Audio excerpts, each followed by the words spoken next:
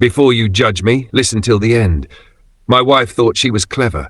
She believed she could hide her affair behind fancy words like open marriage and personal growth.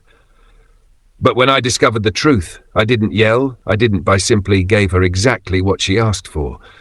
And that's when her perfect little world came crashing down. My name is Ethan, and for 8 years I believed I had a happy marriage. My wife, Claire, was smart, social, and loved attention. The kind of person everyone noticed when she entered a room. We both worked hard, built a comfortable life, and had what most people would call a strong marriage. But all that started to fall apart one evening when she came home acting off. She was distant, distracted, always on her phone. When I asked if everything was okay, she said she was just stressed, but I knew better. There's a difference between being tired and being absent. Then one night over dinner, she took a deep breath and said something that made my stomach drop. "Ethan," she said, "I've been reading about open marriages. I think it could make us stronger." I froze. Stronger? You think seeing other people will fix our marriage? She nodded like she'd rehearsed the answer. It's about trust, freedom, and honesty. We've been together a long time, maybe too long. I think this could help us reconnect. I stared at her. "Be honest with me, Claire. Is there someone else?" She looked away and forced a laugh. "No, of course not. I just think we need to explore new experiences." But I'd seen the signs, late-night messages, the new perfume, the sudden gym obsession.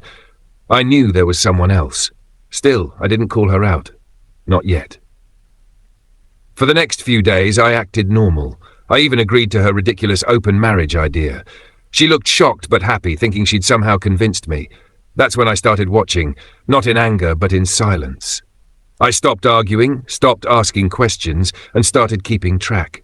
She'd say she was going to yoga, but her car would end up parked near a fancy restaurant across town. She'd come home glowing, humming songs, pretending she was exhausted from stretching. I didn't need proof anymore. I already had it. One evening, I quietly told her, "If open marriage makes you happy, then go ahead, but don't expect me to sit still." She smiled like she'd won. "I'm glad you understand, Ethan. This could really bring us closer."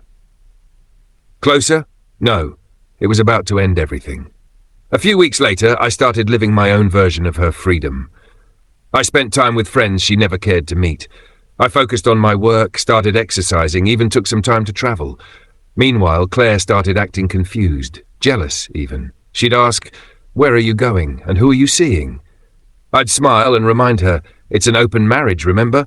You said we should trust each other." Her face would twist with irritation every time. The irony didn't escape me. Then one night, I got a call from one of our mutual friends, Maya.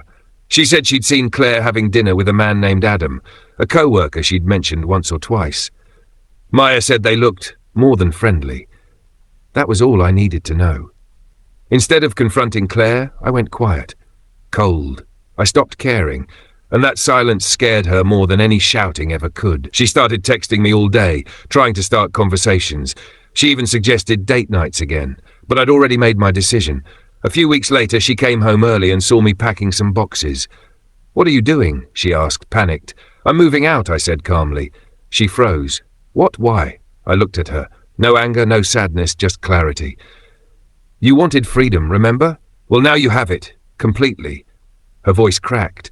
"You can't just leave. We can fix this." "Fix what, Claire? You wanted an open marriage to hide your affair.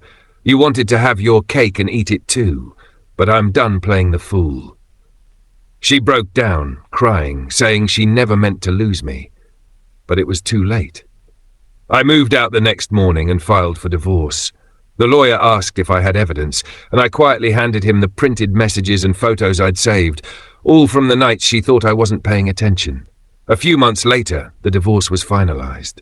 I kept the house, and she moved into a small apartment closer to her job. Rumor has it her new relationship didn't last long after that. I wasn't angry anymore, just free. The kind of free that comes after surviving a storm you never saw coming. Sometimes revenge doesn't need to be dramatic or loud. Sometimes it's just peace. The kind that comes when you walk away from someone who never valued loyalty. She wanted an open marriage, and I gave her one. But she never expected that freedom would mean losing me forever. If you liked the video, please subscribe and turn on notifications.